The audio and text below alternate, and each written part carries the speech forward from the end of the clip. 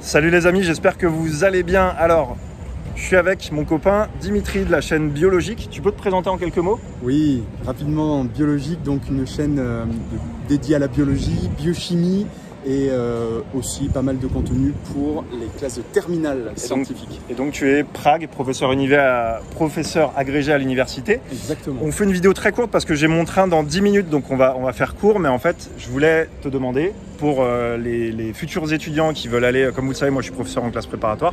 Là, on va parler des universitaires. Je voulais te demander quel serait un conseil que tu donnerais à un étudiant qui va aller à l'université l'année prochaine, par exemple. J'en ai pas un, j'en ai trois.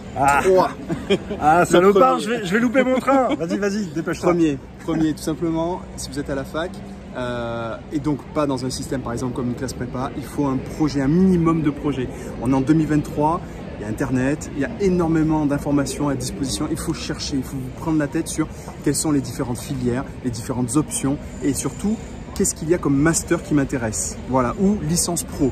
L'idée, c'est de voir à 2 ou 3 ans, pas juste la tête dans le guidon l'année en cours. D'accord, ça c'est le premier point. Pourquoi vous êtes là où vous êtes? Quel est votre projet? Un minimum, pas le métier, mais le minimum.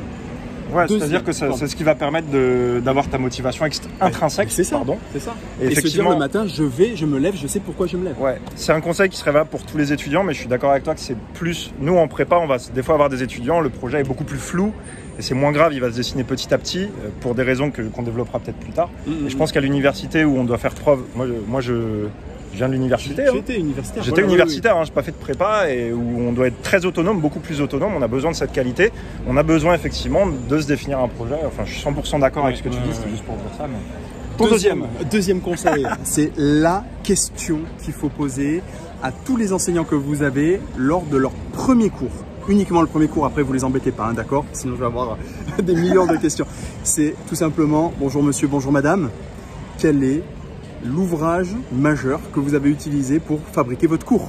Voilà, c'est la question qu'il faut poser. L'enseignant ou l'enseignante, du coup, sera peut-être étonné, mais dira « Ah, mais c'est intéressant, bah, écoutez, j'ai utilisé tel livre ou tel bouquin. » Et là, qu'est-ce que vous allez faire? Vous notez la référence et vous partez à la bibliothèque, le récupérer. Et ensuite, vous feuilletez, vous regardez, vous allez retrouver les figures de votre poly, vous allez retrouver les principales notions, vous allez avoir donc votre prof finalement personnel. Vous allez avoir donc ce livre avec toutes les ressources que le prof a utilisées. Et ça, c'est chouette pour compléter vos notes, pour avoir plus de recul. Moi, ça a sauvé ma vie. Ça a sauvé littéralement ma vie à l'époque à l'université. Magnifique, c'est bon ça? Voilà. Ok, parfait. Et donc, tu en avais un troisième? Le troisième, du coup, je l'ai un petit peu cité. C'est d'aller dans le lieu magique. Le lieu magique à l'université, on a quand même pas mal de temps, surtout le soir quand les cours se terminent à 17 h. Pour moi, la journée ne se termine pas à 17 h. Le Crous, notamment le Resto U, ouvre à 18 h 30, 19 h. Parfait. Et du coup, de 17 h à 18 h 30, vous allez dans ce lieu magique qu'on appelle la bibliothèque universitaire. Vous allez à la BU et là, vous allez justement... Voilà, vous baladez, c'est votre moment à vous. Vous allez regarder un peu les différents livres. Vous allez voir que maintenant, ils sont super attrayants, beaucoup de couleurs et surtout, ils sont très clairs et ils sont attractifs.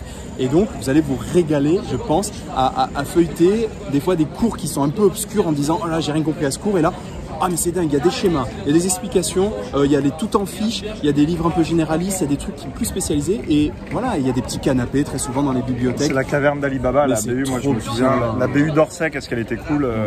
Toi t'étais à Paris toi. Ouais, bien sûr. Ok. Voilà, c'est vraiment voilà, des choses de base, mais moi j'adore aller à la BU, moi j'y vais chaque semaine, tout le temps, voir les nouveaux livres pour choper, voilà, des fois il y a des livres avec des exercices, des livres avec des fois de meilleures illustrations que mes cours, donc je suis là en mode génial, je prends ce livre, je complète mes cours, je rajoute, je simplifie, et mes étudiants, je leur dis à chaque fois, foncez, allez là-bas, c'est chouette. Voilà. Merci Dimitri. Et de rien. Génial. Et écoutez, allez vous abonner à sa chaîne parce que c'est de la bombe. Allez voir son site internet, surtout si vous voulez faire de la biochimie. Un de ces quatre, il faudrait qu'on fasse une vidéo pour parler de chimie et de biochimie parce que j'aurais plein de choses à dire et je suis sûr qu'on aurait des discussions intéressantes. Oui. Mais là, je dois aller choper mon train pour le moment. Travaillez bien. À bientôt à tous. Merci encore Dimitri. Salut. De rien. Ciao.